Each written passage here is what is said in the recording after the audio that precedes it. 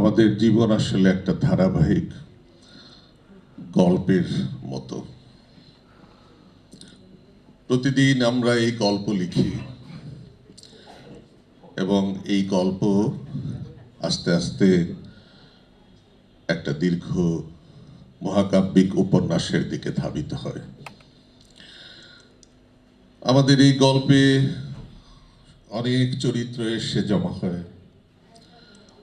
আবার অনেক চরিত্র হারিয়ে যায়। তো আমরা যে গল্প আমাদের জীবন দিয়ে লিখতে থাকি, শৈশব থেকে কৈশোর, তারুণ্য, যৌবন পেরিয়ে বার্ধক্য, সেখানে অনেক চরিত্র আসে, আমাদের সবার জীবনেই আসে, আমার জীবনেও এসেছে। সব চরিত্র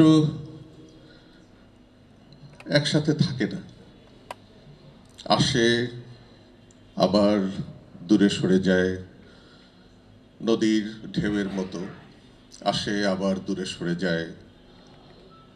কোনো কোনো চরিত্র হারিয়েও যায় জীবন থেকে।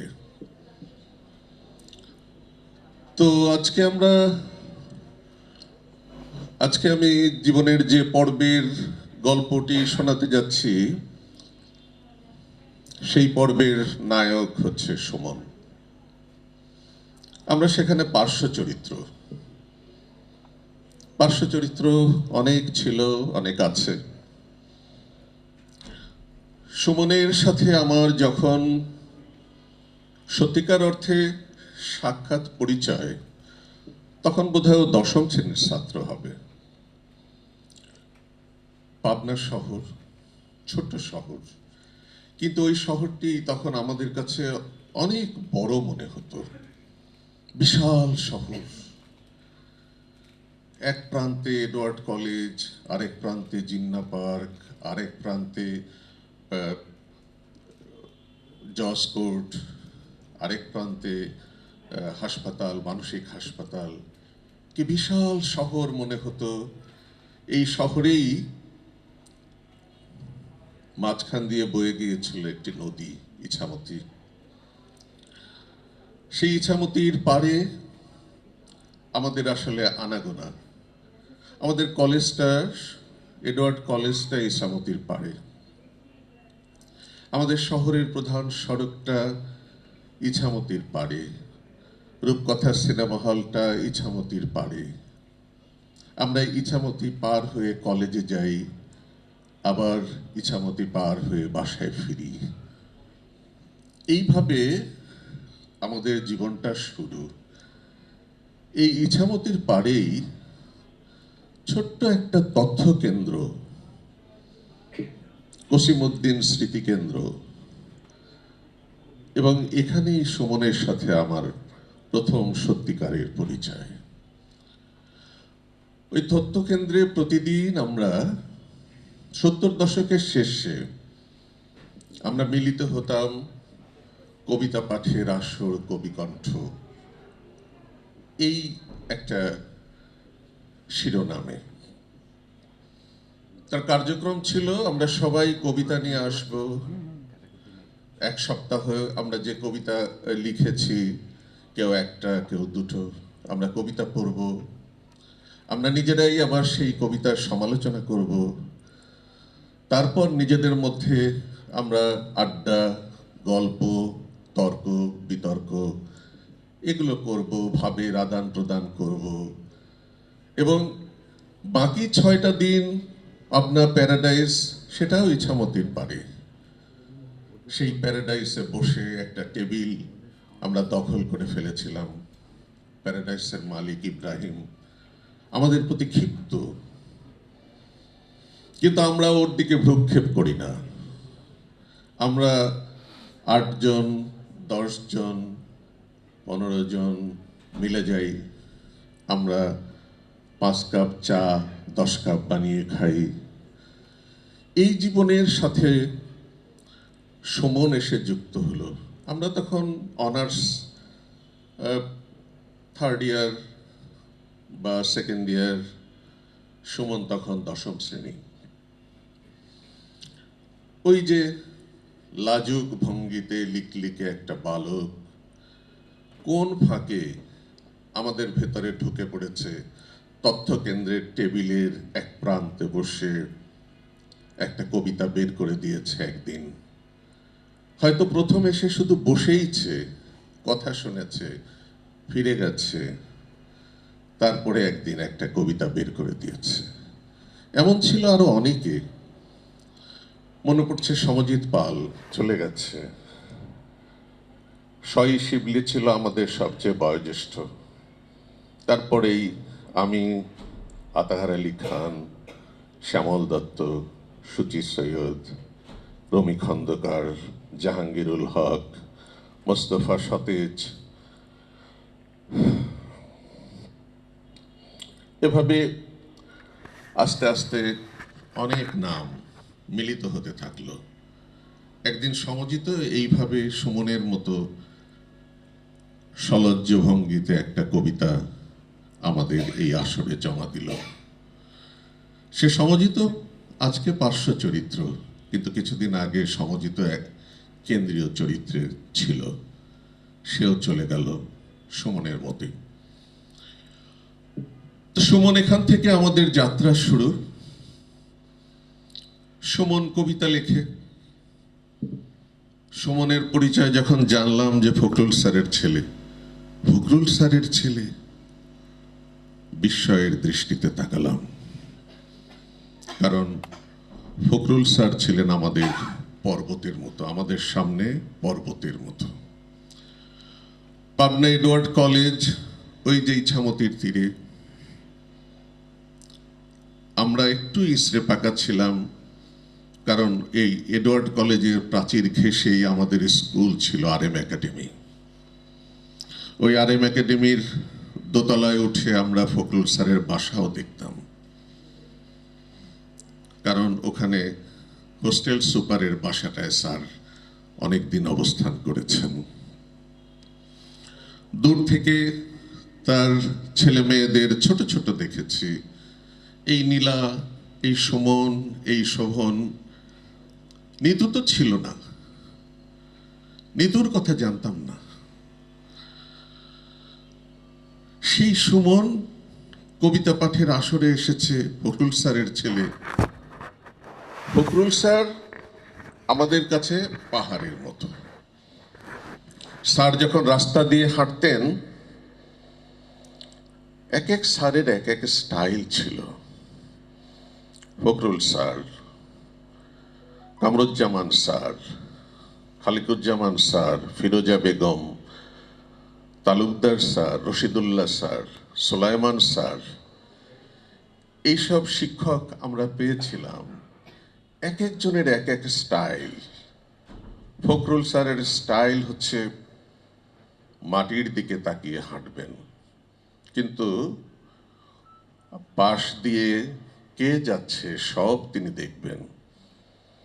বোঝা যেত না, পাশ দিয়ে কোনো ছাত্র যাওয়ার সময় সালাম না দিলে তার বিপদ হতো।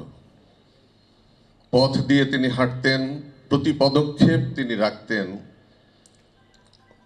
অনেক দৃঢ়তার সাথে, ঝুঁকে ঝুঁকে হাঁটতেন। প্রত্যেকটি পদক্ষেপে তার শরীরটা দুলত, মাথা বাঁকা করে একদিক তাকিয়ে হাঁটতেন। আমি চোখের সামনে দেখতে পাচ্ছি দিব্য। এই ফখরুল স্যারের ছেলে সুমন, সুমনকে দেখেছি ছোট, কবে সে বড় হয়ে গেল, লিকলিকে একটা বালক। তারপর ওই যে গুরুর সন্তান, তার প্রতি একটা আলাদা মমতা জাগ্রত হলো। সুমন আস্তে আস্তে আড্ডায়ও যুক্ত হতে থাকলো, কিন্তু আমাদের আড্ডার সন্ধ্যা পেরিয়ে যেত, সুমনের আড্ডার সন্ধ্যা পার হতে হতেই উসখুস করে প্যারাডাইস থেকে উঠে বাসার দিকে চলে যেত। সুমনের কবিতা পড়তে পড়তে আমি প্রায়ই এই কবিকণ্ঠে, সূচি আছে বোধহয়, সূচি আসবে কথা বলবে আমার পরেই। সূচি আরেকজন নবীন এই সুমনের মতোই, কিন্তু সূচি ছিল আরো ইসরে পাকা। সুমন ওইরকম পাকামো ছিল না সুমনের মধ্যে। তখন মাথা সব সময় নিচু থাকতো, বিনয়ী থাকতো। কিন্তু সুমনের কবিতা আমি যখন আলোচনা করতাম আমাদের কবিকণ্ঠের আসরে, আমি প্রতিদিন লক্ষ্য করতাম যে তার কবিতার মধ্যে একটা গল্পের আবহ। আমি এই কথাটা বলতাম আসরের সমালোচনায়, এই কথাটা বলতাম।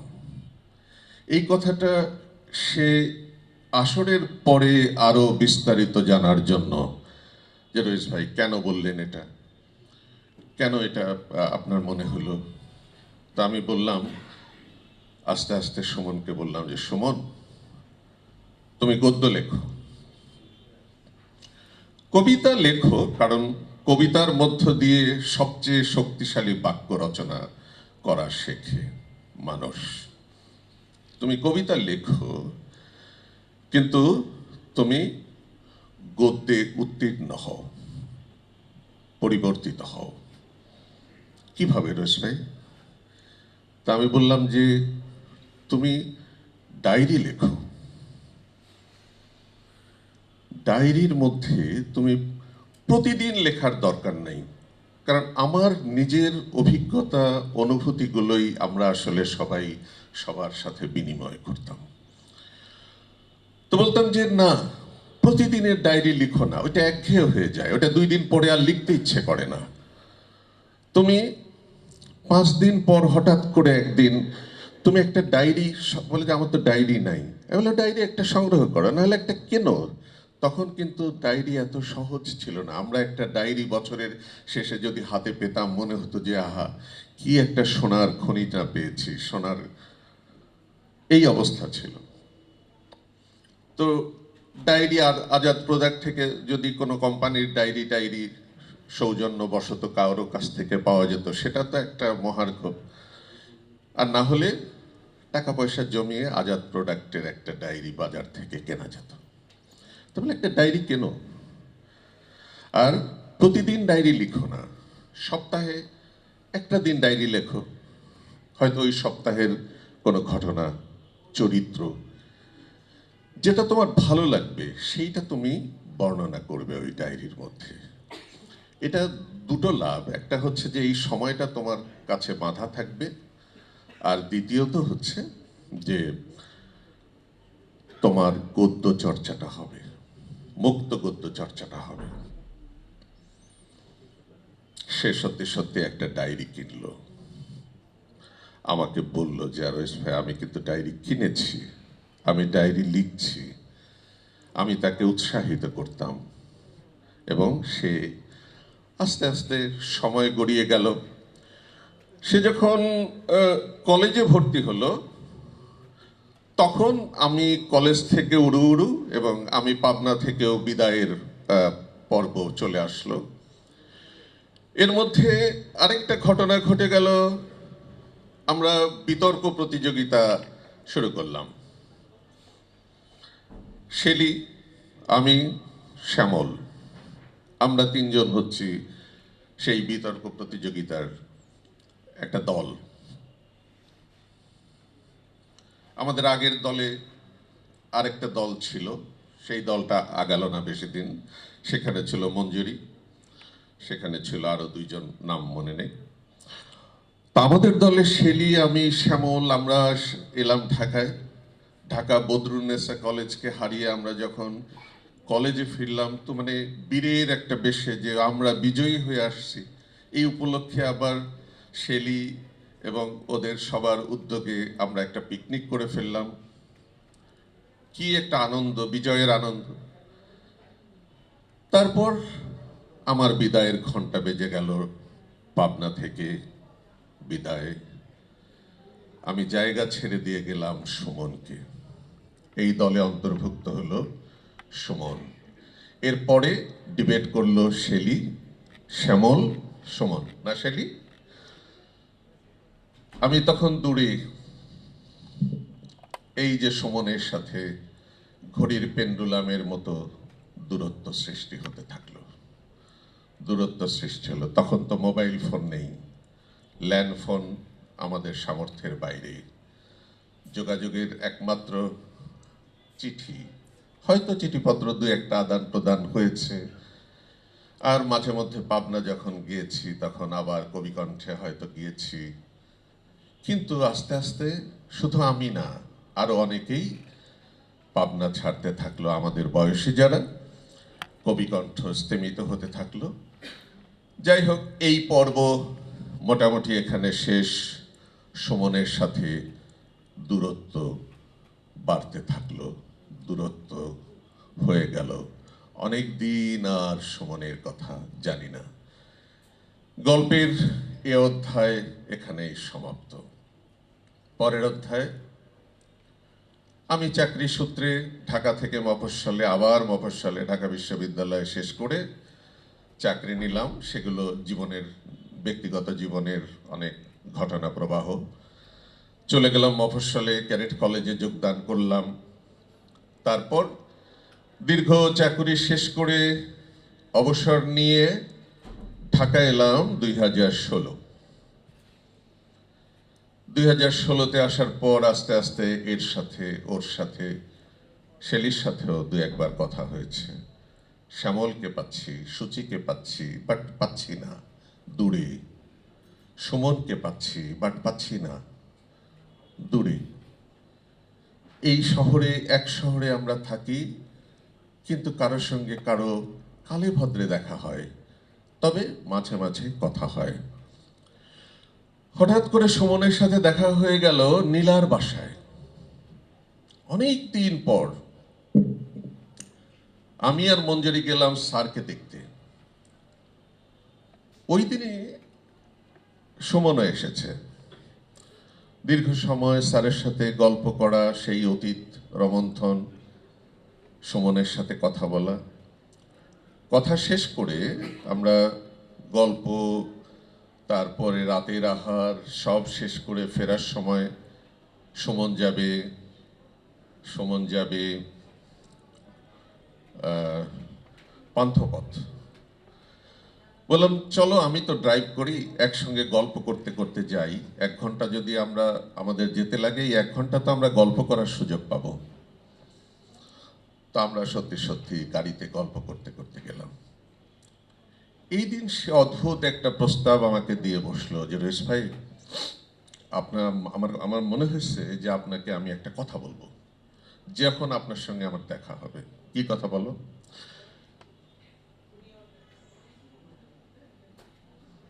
সরি। তো আপনি গল্প লেখেন, তো আমি বললাম যে আমার তো প্রদীপ নিব হবে না। ওকে, অনেক কথা হলো নিয়ে, বলল যে ঠিক আছে। এরপরে দ্রুত আগাই, শেষ পর্বে চলে যাই। শেষ পর্ব হচ্ছে যে সুমন অসুস্থ। একই অসুখ মঞ্জুরির, একই ডাক্তার অপারেশন করেছে, একই ডাক্তার কেমোথেরাপি প্রেসক্রাইব করেছে। দুজনের মাত্র 10 দিনের আগে পিছে কেমোথেরাপি স্টার্ট হয়েছে, অপারেশন হয়েছে। তারপর আমি সুমনের সাথে কথা বলতে পারি না। আমি প্রতিদিন রাতে নীলাকে ফোন দিই, নীলার কাছে খবর নেই। নীলা ওর আপার খবর নেয়, আর আমি সুমনের খবর নেই। এইভাবে অসুস্থ পর্ব, প্রথম পর্ব শেষ করে সুমন সুস্থ হয়ে উঠল। কি আনন্দ! সুমনের সাথে দেখা হবে, কথা হবে। কিন্তু হঠাৎ করে আমি চলে গেলাম সিডনি চলে গেলাম 2 মাসের জন্য মেয়েটাকে দেখতে। সেখানে যে পেলাম নিতুকে, এই নিতুকে প্রথম কাছে পেলাম। ফখরুল স্যারের মেয়ে নিতু, কি আনন্দ! তারপরে সুমনকে ফোন দিলাম, সুমন ফোন ধরে না। নীলা বলল যে রইস ভাই এই অবস্থায় না আসাই ভালো। আর সেই দেখা হলো না, শেষ। আর সেই দেখা হলো না। আমাদের আমাদের গল্পের এই দ্বিতীয় পর্ব এভাবেই বিয়োগান্তক একটি অবস্থার মধ্য দিয়ে শেষ হলো। ওর মৃতদেহের পাশে দাঁড়িয়ে আমি নীলাকে বলেছিলাম, নীলা আমরা হেরে গেলাম। নীলা বলল যে না রইস ভাই, ও যে জিতে যাবে সেই জন্যই আমরা হেরে গেলাম। বোধহয় তাই, ওই জিতে গেল। সবাইকে ধন্যবাদ।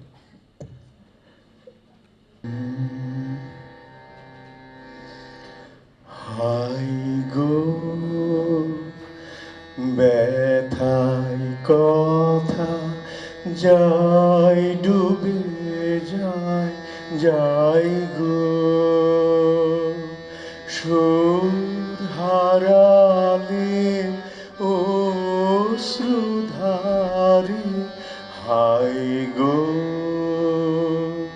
ব্যথায় কথা যায় ডুবে যায়, যাই গো।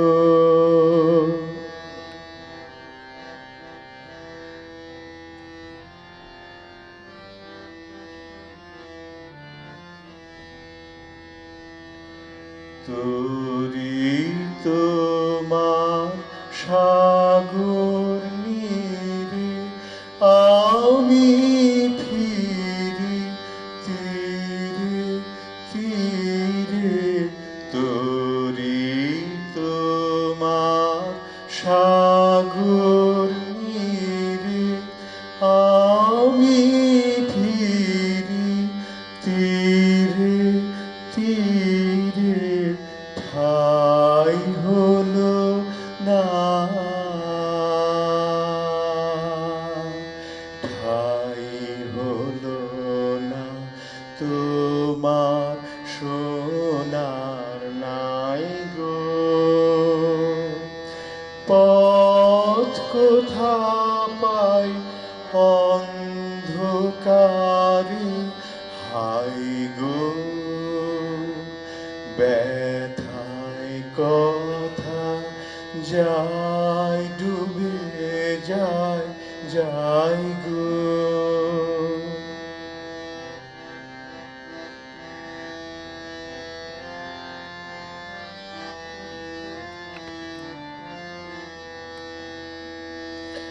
হাই গো নয়ন আমার, নয়ন আমার মরে দুরাশায় গো। হাই গো নয়ন আমার, নয়ন আমার মরে দুরাশায় গো। চেয়ে থাকি দাঁড়িয়ে দাঁড়িয়ে, চেয়ে থাকি যে ঘরে ওই প্রদীপ জলে। তার ঠিকানা কেউ না বলে, বসে আছি বসে আছি পথের নিরালায় গো। চিররাতে পাথার পারে। হাই গো ব্যথায় কথা যায় ডুবে যায়, যাই গো। সুর হারালে অশ্রুধারে। হাই গো ব্যথায় কথা যায় ডুবে যায়, যাই গো। ফাইজুল ইসলাম সুমনের বোন ফারহানা আমরা 4টা ভাই বোন। আমি বলতে পারছি না যে ভাইয়া নাই। ভাইয়ার জন্যে এত আয়োজন, আমি ভাইয়াকে জানাতে পারছি না। একটা ফোন এলো কালকে পাবনা থেকে। অবাক হয়ে ভাবলাম যে কেমন করে উনি এই কথাটা বললেন, যে সুমন তো সবার, প্রত্যেকটা মানুষের সাথে তার অন্যরকম সম্পর্ক। সবার কাছে সুমন সুমন হয়ে আছে। সুমন তো আমাদের ভাই। ওর সর্বনাম ভালোবাসা, ওর সর্বনাম মায়া, ওর সর্বনাম স্মৃতি হয়ে গেছে। কিন্তু আপনাদের সকলের কাছে আমার এই সাধারণ ভাইটা কি করে সকলের হলো, কি করে অসাধারণ হলো, আমরা আজকে সেটা শুনতে এসেছি। আমরা কিছু বলতে আসিনি, আমরা টুকু জানতে এসেছি কেমন করে একটা ছোট্ট সুমন এত ব্যাপ্তি ছড়ায়, এত আলো ছড়ায়, আমরা দেখতে এসেছি।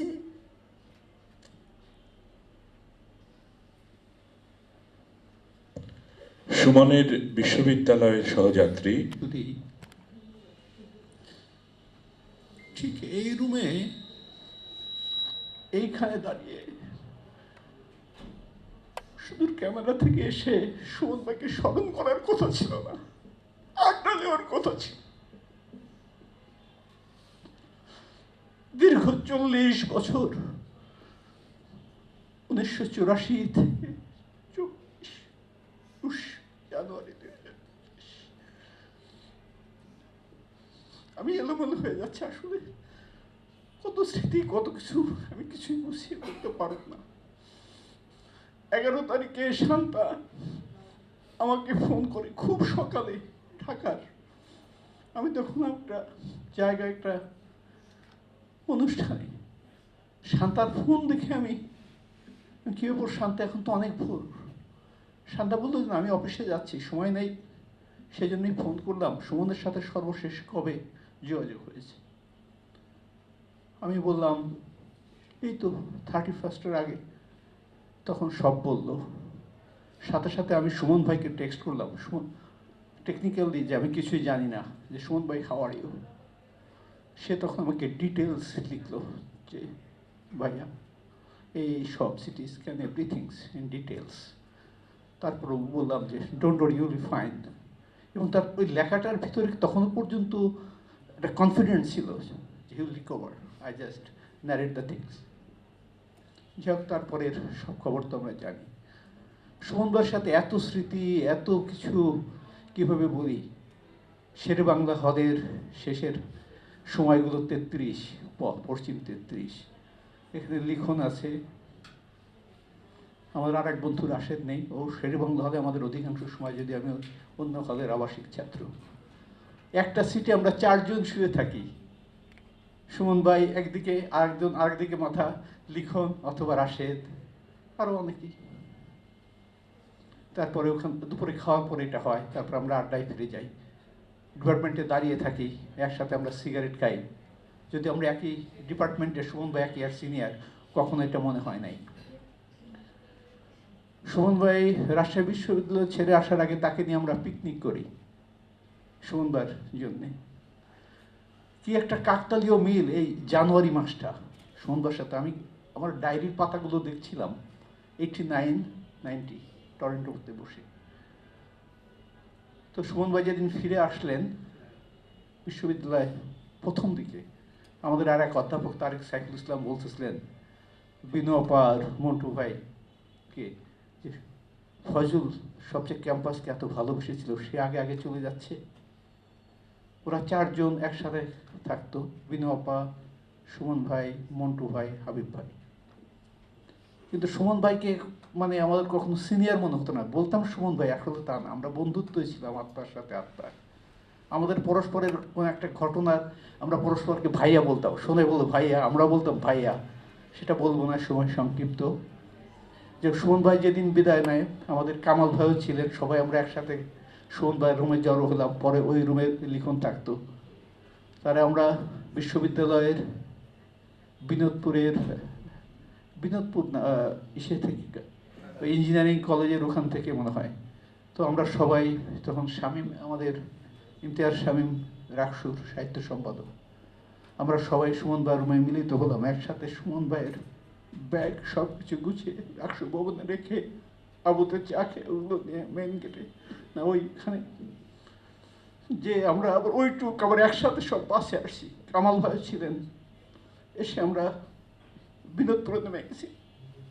আমার সময় সুমন ভাই যে কি কান্না, আমরাও তার সাথে একদম নিথর হয়ে ফিরে আমরা মন্টুতে আসি, যেখানে আমাদের নিয়মিত আড্ডা ছিল প্রতি সন্ধ্যায় এবং দুপুরে। তারপরে ঢাকার পালা, সুমন ভাই এসে থাই অ্যালুমিনিয়ামে চাকরি করতো প্রথম। আমরা ওই যে বৈষম্পনের কথা ইমতিয়াজ শামীম বলেছে, তো ওটা তখন প্রকাশ হলো, সেটা নিয়ে আমি ঢাকা আসলাম। শোভন থাকে তখন এপেইস হলে, আমি শোভনের রুমে, আমি শহীদুল্লাহ হলে 702-তে উঠি, আমি শোভনের রুমে ওইগুলো রেখে আমি সুমন ভাইয়ের অফিসে যাই, যে বলি যে বই সম্পদ নিয়ে আসছি। তারপরে সুমন ভাইয়ের সেই জন্মস্থান সিদ্ধেশ্বরীর বাসা, তখনও তার নানু বেঁচে আছে, সেই বাসা, মগবাজারের বাসা, জিকেতোয়ার বাসা, শঙ্করের বাসা। শঙ্করের বাসা আমরা প্রতিনিয়ত, মাসে তো 2 বার হবেই শুক্রবারে খাওয়া, আমাদের কোনো ছিল না। শান্তা তখন, সুমন ভাই থাকলে হলো না থাকলে হলো, আমাদের তো অনেক বন্ধু আছে, কিন্তু সুমন ভাইয়ের পরিবারের প্রত্যেকে আমাদের বন্ধু। নীলা, শোভন, নিতু, সবাই আমাদের এরকম বন্ধু পরিবারের সাথে আমাদের খুবই ঘনিষ্ঠতা ছিল।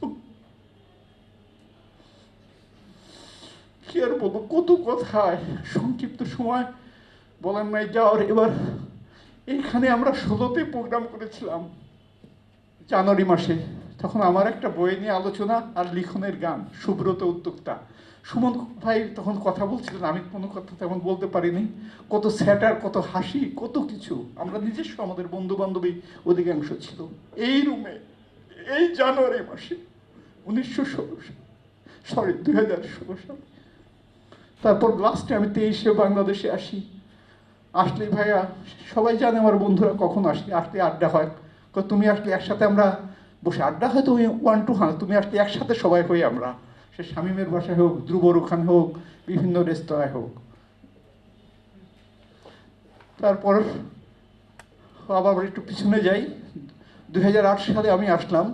সুমন ভাই কলাবাগান থাকেন, হ্যাঁ, তো সাব্বির ভাই আর আমি ওখানে গেলাম, সুমন ভাইকে বাসায় আসো, আমাকে না বাসায় যাবো না, আমরা একটু ওই ইসের সামনে, স্কোয়ারের সামনে মনে হয় এখানে সাব্বির ভাই আছে সম্ভবত, ওখানে রেস্টুরেন্টে বসে আছি।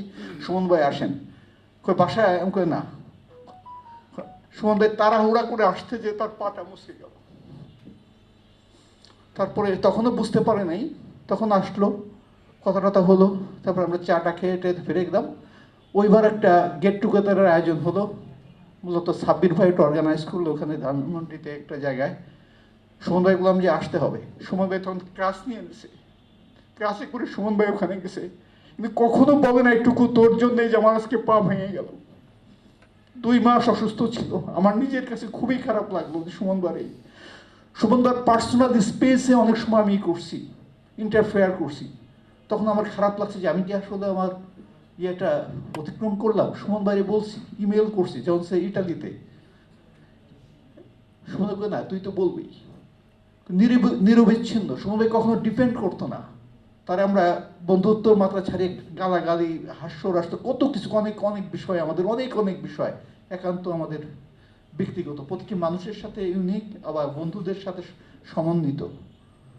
তো এইভাবে তো সুমন ভাইয়ের সাথে তো দীর্ঘ স্মৃতির সময় সংক্ষিপ্ত থাকার আর কি বলবো আর। কিন্তু সুমন ভাই আসলে একটা মহা দুর্ঘটনায় কি কোথাও চলে গেছে না কোথায়, এটা বিশ্বাস হচ্ছে না আর কি, সবার মতো আমারও। থাক, আর একদিন হয়তো বলবে, আর একদিন হয়তো বলবো।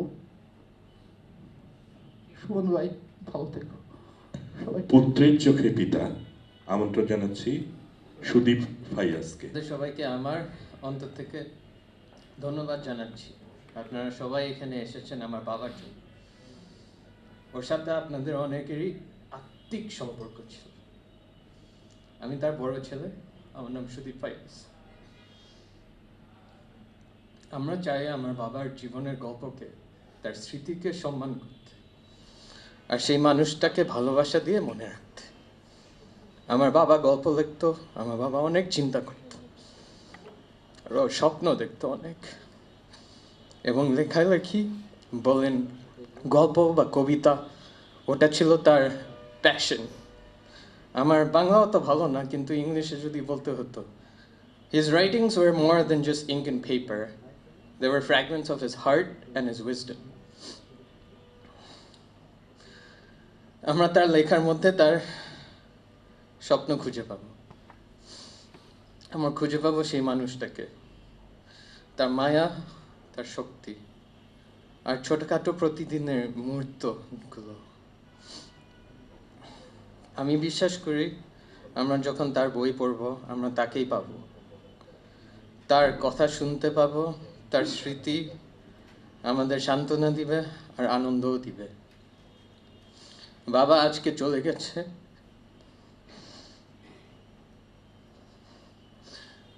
তবে আমরা জানি উনি এখন আল্লাহর কাছে অশেষ রহমতে আছে। আমি জানি আমার বাবার সাথে আপনাদের অনেক স্মৃতি আছে আর অনেক গল্প আছে। আমি সেই গল্পগুলো শুনছি আর আরও শুনতে চাই। সে আমাদের মনেই চলে আসবে এভাবে। আজকে আমরা শুধু লেখক ফয়জুল ইসলাম সুমনের জন্য আসিনি, আমরা এসেছি তার ব্যক্তি, মানুষটাকে উদযাপন করতে। The man behind the words.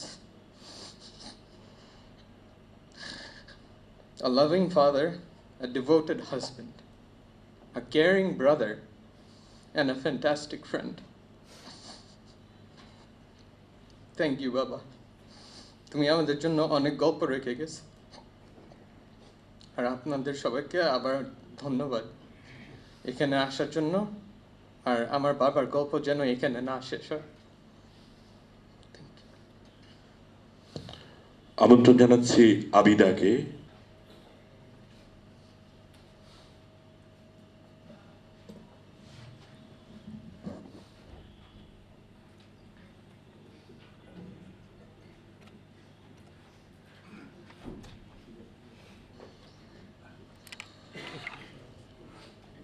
আসসালামু আলাইকুম।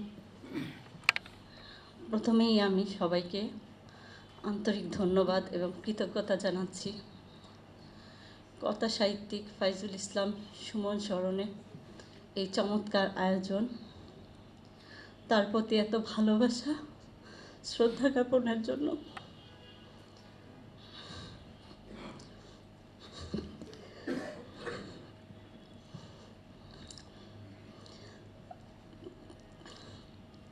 তার কথা বলি, এত মানসিক শক্তি আমার নেই। গত বইমেলায় তার গল্প সমগ্র প্রকাশিত হয়, বইটি আমাকে উৎসর্গ করেছিল। বইটি প্রথম হাতে পেয়ে আমি উৎসর্গর পেজটা খুলে জিজ্ঞাসা করেছিলাম, কেন এই কথা লিখলে? তার উত্তর ছিল, ওই মুহূর্তে আমার এটিই স্মরণে এসেছে, আমি পাঠ করছি। এ শুধু অলস মায়া, এ শুধু মেঘের খেলা, এ শুধু মনের স্বাদ বাতাসেতে বিসর্জন, এ শুধু আপন মনে মালা গেঁথে ছিঁড়ে ফেলা, নিমিষের হাসি কান্না, গান গেয়ে সমাপন। ধন্যবাদ। আমরা গান শুনবো মিজানুর রহমান লিখনে, কিন্তু তার আগে একটু কথা শুনে নি বিশ্ববিদ্যালয় বন্ধু সুমনের আব্দুল জলিলের কাছে। আমন্ত্রণ জানাচ্ছি আব্দুল জলিলকে। আমি যখন পাবনা এডওয়ার্ড কলেজে পড়ি তখন সুমন, আমি দ্বিতীয় বর্ষে, সুমন প্রথম বর্ষে। ফখরুল ইসলাম স্যারের ছেলে হিসেবে চিন্তা, ও বিতর্কে যখন সেলিয়াপা সুমন এ দুজন যৌথভাবে প্রথম হলো, তখন থেকেই আমি তাকে ভালোভাবে চিনতাম। আমি রাজশাহী বিশ্ববিদ্যালয়ে ভর্তি হলাম, তখন সুমনের কাজিন রুমি খন্দকার রাজশাহী বিশ্ববিদ্যালয়ে মাস্টার্সে ভর্তি হলেন।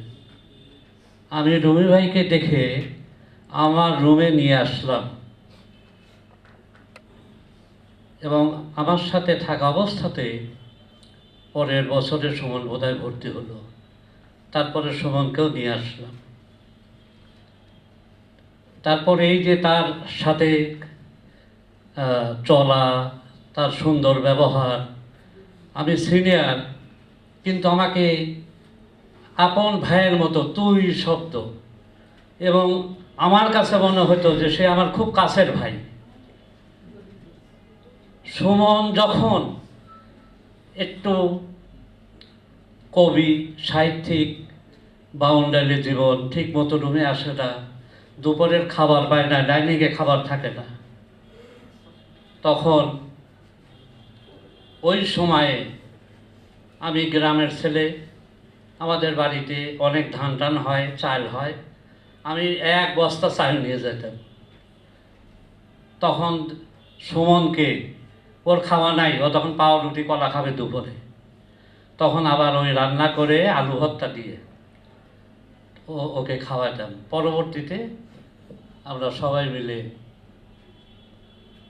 একসাথে, একটা ছোট বাচ্চা ছেলে ছিল, বাজার করে দিত, আমরা সবাই একসাথে খেতাম।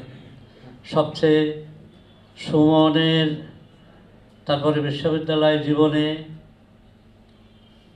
আনন্দ আড্ডা, রুমের মধ্যে সাব্বির আসতো, মজনু, বিষ্ণু একই সাথে আমাকে সাথে রাখত। আমি তখন আর সিনিয়র নাই, সুমন বন্ধু, সুমন ভাই। সুমন কত সুন্দর করে কথা বলতো। যাই হোক, সুমন যখন ঢাকাতে আসে, তখন সুমন কি এক গল্প লিখবে, আমাকে বলল, জলিল ভাই, পাবনা থেকে চিকনাই নদী একেবারে বেড়া হুরা সাগর দিয়ে কোথায় গিয়ে পড়ছে, ও এই পারের দুই পারের গ্রামের নামগুলি সে জানতে চাচ্ছে আমার কাছে। আমি এটা সংগ্রহ করলাম। আমার কাছে সে বিভিন্ন সময়ে বিশ্ববিদ্যালয়ে থাকা অবস্থাতে, আমি শেরিয়াবাদের সাথে অনুশীলন নাট্য দলের সাথে যুক্ত ছিলাম। আমার কাছ থেকে গ্রাম্য বেহুলা লক্ষিন্দার থেকে শুরু করে বিভিন্ন নাটকের ডায়লগ সে শুনত।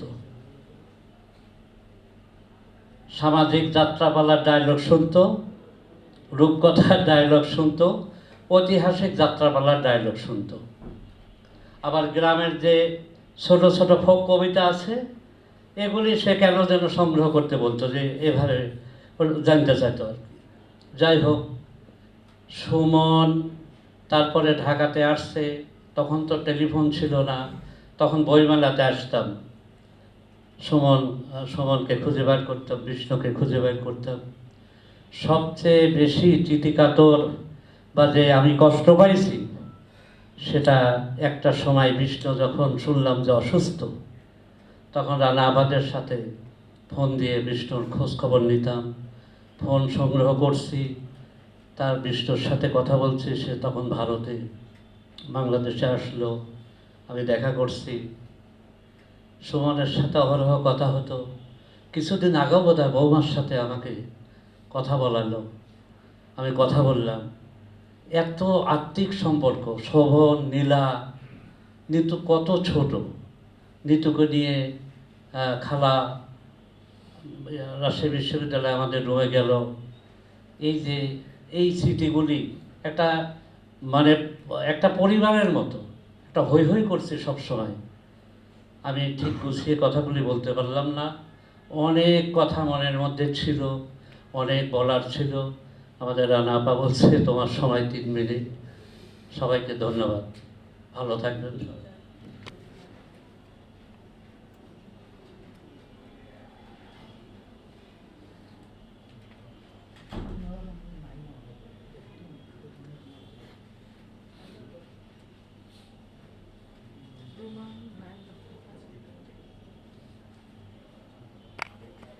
সুমন ভাইয়ের জন্য, ফয়জুল ইসলাম সুমন।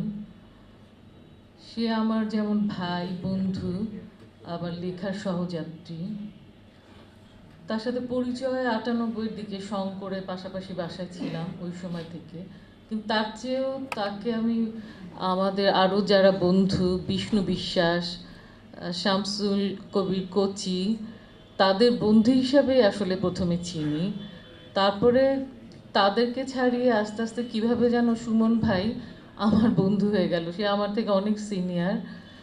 কিন্তু এবং শেষের দিকে এসে, বিশেষ করে এই যে জুলাই আগস্টে যখন সব ঘটনা ঘটলো, তখন প্রতিদিন আমি সুমন ভাইকে ফোন করতাম যে কি হবে কি হবে, হ্যাঁ, এর পরের দিন কি হবে।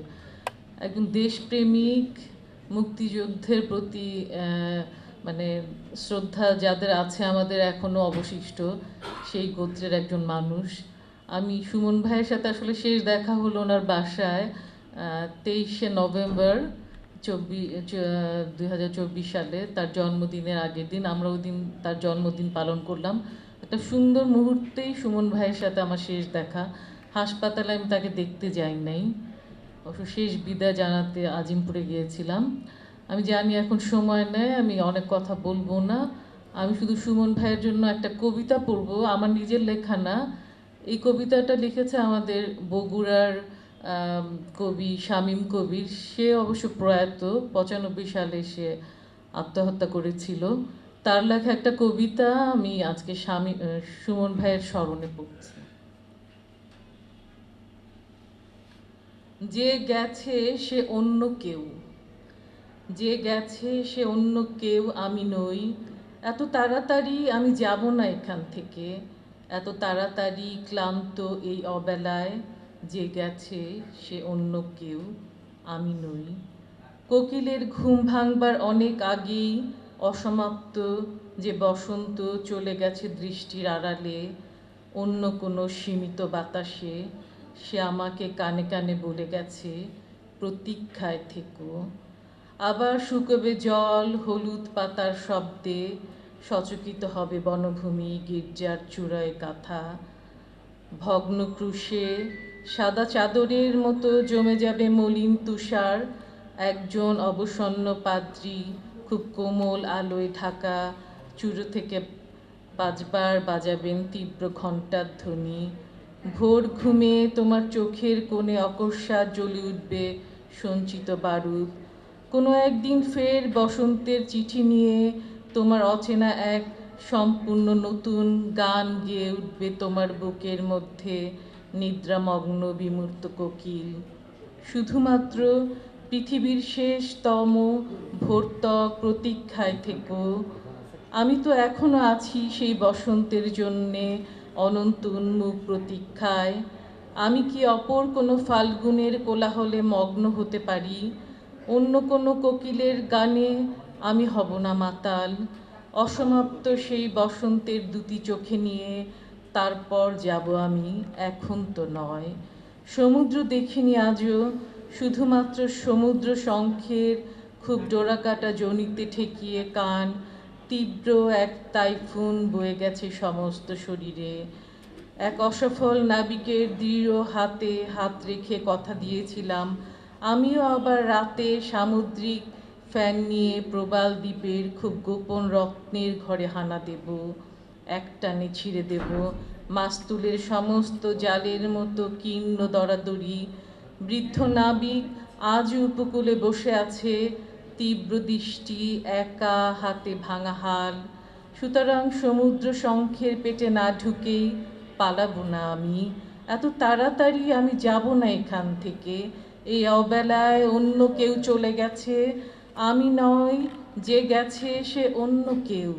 পূর্বপুরুষের খুব মাটিমেশা জৈব সারে ভীষণ উর্বর যে সমতল জমি, সেখানে গহন এক তাজা বীজ পুঁতেছি গোপনে নির্ঘুম রাতের শেষে।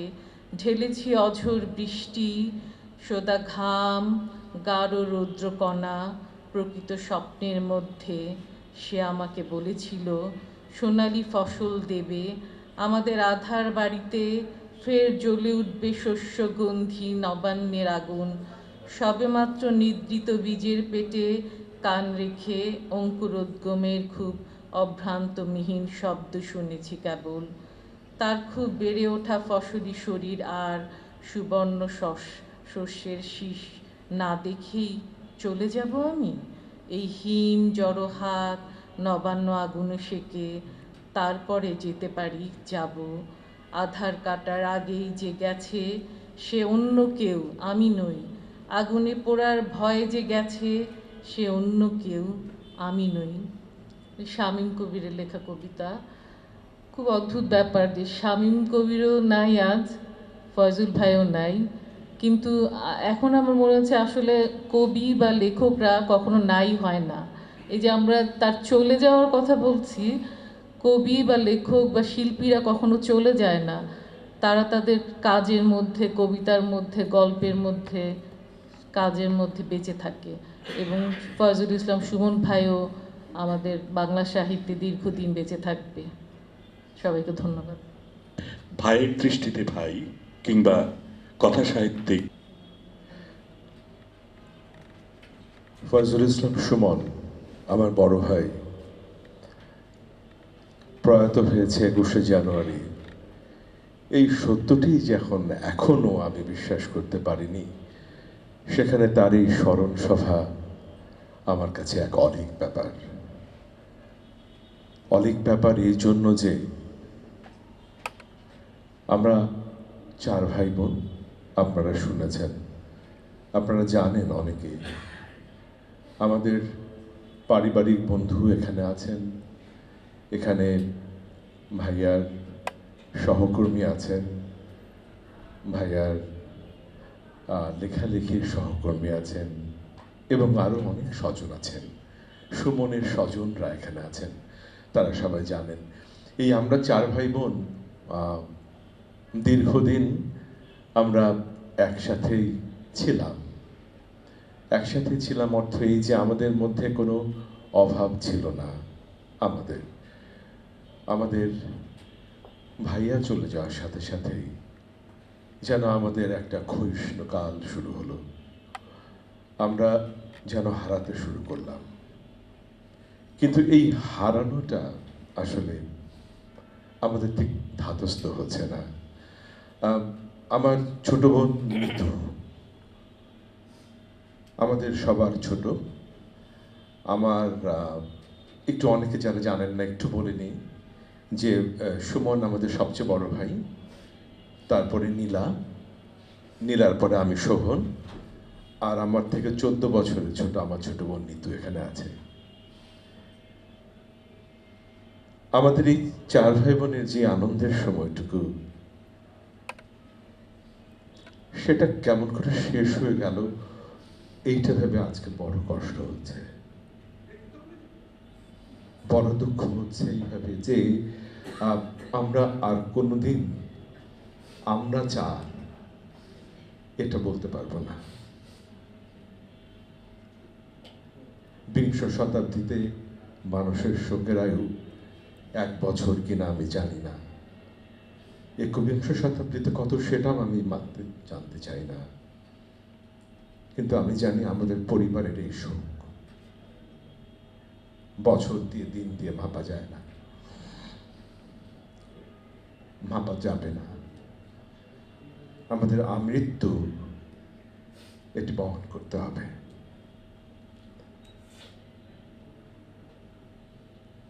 শোক থাকবে, এই শোকের সাথে আমাদের জীবন যাপন করতে হবে। আমাদের যাপিত জীবনে ফয়জুল ইসলামের অভাব কোনোদিন যাবে না। জীবন চালাতে হয়, চলবে, জীবন কাটাতে হয়, কাটবে, কিন্তু আমাদের ভাইয়ার যে কষ্ট সেটা কোনোদিন যাবে না। আমি এতক্ষণ অনেকেই অনেক কথা বলেছে আমার ভাইকে নিয়ে। তার শৈশব এসছে, শৈশব আসেনি, তার তারুণ্য এসছে, তার বিশ্ববিদ্যালয় জীবন এসছে, তার চাকরি জীবনের কথাও এসছে। লেখালেখি জীবন তো এসছেই, আমরা প্রথম থেকেই শুনেছি। এই দীর্ঘ সময়ে আমরা আজকে তার যেই কথাগুলো জেনেছি, আমরা তার পরিবারের পক্ষ থেকে আমরা তাদের সবার প্রতি কৃতজ্ঞতা জানাচ্ছি এবং একটা অদ্ভুত ভালো লাগা ঘিরে আছে এই ভেবে যে ফয়জুল ইসলাম সুমন সবার কাছে এতটা ছিল, এতটা ছিল। ফয়জুল ইসলাম সুমন শুধু তাদের কাছেই ছিল না, আমাদের পরিবারের প্রত্যেকটা মানুষের কাছে ছিল, প্রত্যেকটা বাচ্চার কাছে ছিল। আজকে আমার বোনের 2 ছেলে মেয়ে এখানে আছে, ফয়জুল ইসলামের 2 ছেলে আছে, আমার 1 ছেলে আছে, আমার মেয়ে অনেক দূরে আছে বাইরে। সবার কাছে বড় মামা, চাচা যে কি এক অদ্ভুত ভাবে সবার মনে একটা স্থান করেছিল, ওদের দিকে আমি তাকাতে পারি না, ওদের দিকে আমি তাকাতে পারি না। আমি ওদের কাছে যাই না, আমি দূরে দূরে থাকি, আমি আমার কাজ নিয়ে থাকি। আমি সরকারি সফর দেখে আমি রাজশাহী চলে গেছি। গত পরশু সন্ধ্যায় বিকেলে আমি আর আমার স্ত্রী প্যারিস চলে হেঁটেছি। শেরেবাংলা পূর্ব 20 কক্ষে গেছি, মতিহার চত্বরে হেঁটেছি, গগন শীষ দেখেছি, স্টেডিয়ামের পাশে সেই দোকানগুলো দেখেছি। আমি সবখানে আমার ভাইকে দেখতে পেয়েছি।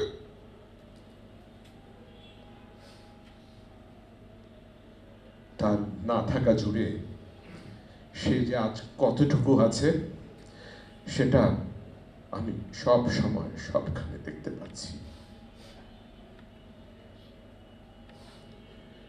আমি আজকে বক্তব্য দীর্ঘায়িত করছি না। এখানে যারা আছেন সবার অনেক অনেক স্মৃতি আছে, যার সাথে যত বেশি স্মৃতি ফয়জুল ইসলাম তার সাথে তত বেশি করে থাকবে, এটি নিয়ম। আজকে বাড়িতে আমাদের বাসাতে আমার 84 বছরের মা একা একা আছে এই মুহূর্তে। তার কাছে ফয়জুল ইসলাম, তার সুমন যতটুকু জোরে থাকবে আর কারো কাছে ততটুকু থাকবে না। এটা অঙ্কের হিসাব, এটা বাতুলতা নয়। আজকের দিনে আমি আপনাদের কাছে অনুরোধ রাখবো একটা দুটো, সেটা হলো যে ফয়জুল ইসলাম সুমনকে নিয়ে লেখবার মতো মানুষও একসময় হয়তো থাকবে না। আপনারা যারা এখানে আছেন, যারা ছিলেন আজকে, তারা সবাই তাকে নিয়ে লিখবেন। আমার খুব শখ, তার পরিবারের খুব শখ, ফয়জুল ইসলাম স্মারক গ্রন্থ একটা হোক। আপনাদের কাছ থেকে আশ্বাস পেলে আমাদের খুব ভালো লাগবে। আর তার অগ্রন্থিত যেই লেখা, সেই লেখাগুলো অনেক ছড়িয়ে ছিটিয়ে আছে। রানা আপাকে অনেক ধন্যবাদ। রানা আপা যে গ্রুপটি করেছে ভাইয়ার জন্য, সেখানে অনেক অনেক অগ্রন্থিত লেখা দিয়েছেন, সেগুলো একসাথে করে, এবং যেগুলো আমাদের পরিবারের কারোর কাছে আছে, ফজলুল ইসলামের স্ত্রীর কাছে আছে, সেগুলো একসাথে করে আমরা সবাই মিলে যদি তার একটা অগ্রন্থিত উপন্যাস বা বই যেটাই হোক বের করি, তাহলে আমরা ফজলুল ইসলামকে উদযাপন করতে পারবো। আমি বক্তব্য দীর্ঘায়িত করছি না। এখানে কবি কণ্ঠের কথা রইস ভাই বলে গেছে। ফজলুল ইসলাম সুমন যখন কবি কণ্ঠে ক্লাস 10-11 দিকে যে নিয়মিত যেত, তখন সে কবিতা লিখত। আমি লুকিয়ে লুকিয়ে খাতায় দেখতাম সে কি লিখে। আমি লিখতে চেষ্টা করতাম, আমি সুমন হতে চাইতাম। সে আবৃত্তি করত, আমিও আবৃত্তি করতে শুরু করলাম। আমাকে সুমন হতে হবে। আসলে হতে চেয়েছি, হতে পারিনি। ফজলুল ইসলাম সুমন হওয়া এত বোধহয় সহজ নয়।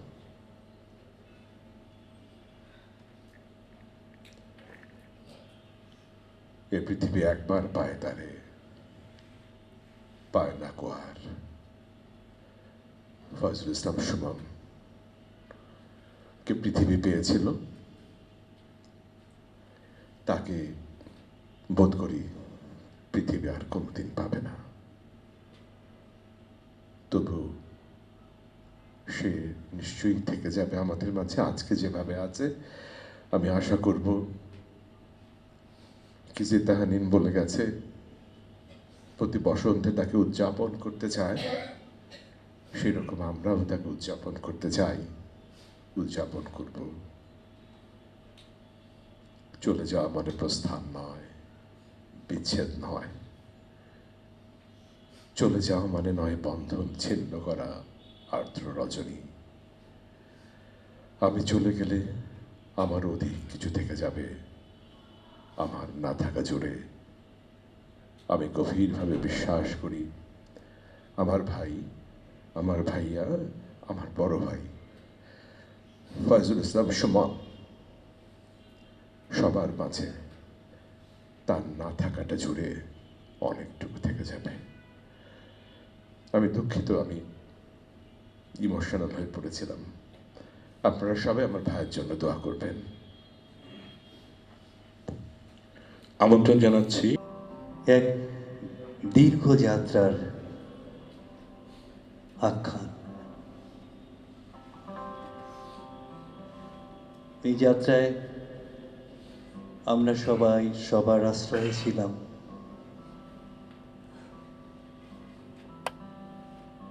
আর আমার বেড়ে ওঠার অনেকটা সুমন ভাইয়ের প্রশ্রয়ে। আমরা পরস্পরের আশ্রয় ছিলাম। এই গানের কথা সুমন ভাইকে উদ্দেশ্য করেই লেখা, তার উদ্দেশ্যেই।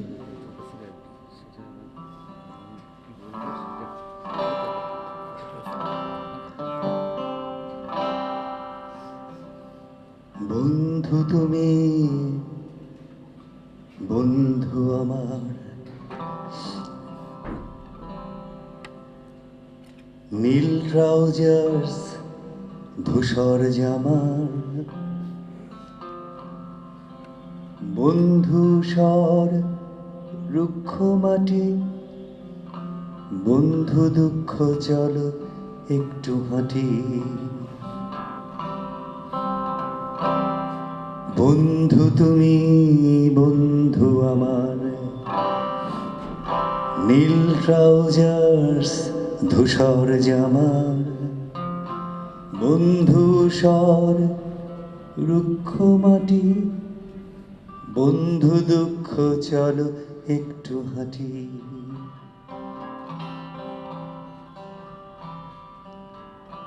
বন্ধু জামার হাতটা গোটানো, সাতটা তারার খই ফোটানো, বই আড্ডা সিগারেট ছাই, বন্ধু ছুটি চলো বেড়াতে যাই। আলোর খামার বন্ধু আমার,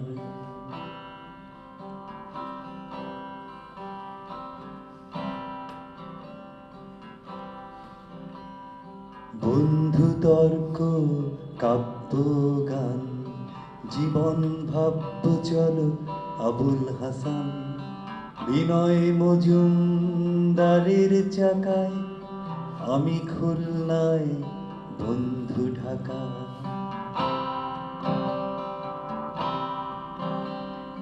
বন্ধু তর্ক কাব্য গান জীবন ভাব্য চলো আবুল হাসান বিনয় মজুমদারের চাকায় আমি খুলনা বন্ধু ঢাকায় বন্ধু খোলা বুকের বোতাম তা নইলে ঠিকই কান্না হতাম সাতটা তারার এই যে তিনি বন্ধু হারার আর হারাবার ভিড় বন্ধু সময় হলো সন্ধ্যা নামার বন্ধু তুমি বন্ধু আমার নীল ট্রাউজার্স ধূসর জামার বন্ধু স্বর রুক্ষ মাটি বন্ধু দুঃখ চলো একটু হাঁটি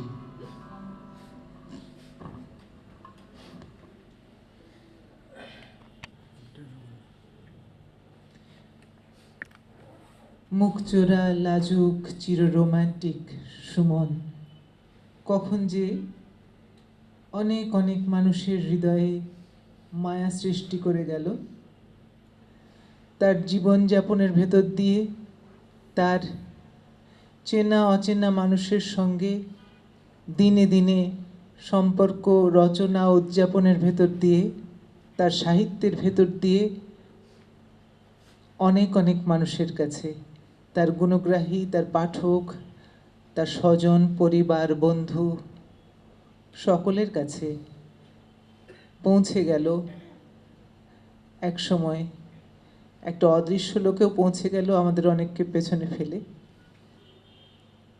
কিন্তু যা রেখে গেল আমাদের সবার হৃদয়ে সেইটে থাকবে তার ভিতর দিয়ে আমাদের সকলের ভেতরেও যে সংযোগ তৈরি হলো সেখানেও সুমন বারে বারে ফিরে আসবে আমাদের সবার কাছে আজকে যারা এখানে উপস্থিত হলেন যারা হতে পারলেন না তাদের সবাইকে নিয়ে হয়তো সুমনের জন্য আমাদের কিছু কাজ করবার ভবিষ্যতে যে অভিপ্রায় আছে সেগুলো সম্পন্ন করা সম্ভব হবে বলে আশা করি আজকের একটু দীর্ঘ সময় নিয়ে এখানে যে আয়োজন সেখানে সকলে যে রইলেন জানি না তার জন্য ধন্যবাদ দেয়া কোনো আসলেই প্রয়োজন কিনা সকলে যে প্রাণের টানে এসেছেন বলেই এখানে আছেন আমরা সকলেই সুমনের সঙ্গে আছি সুমনের বন্ধুরা পরস্পরের সঙ্গে আছেন এর মধ্যে দিয়ে আজকের এই আয়োজন এখানেই সমাপনী টানছি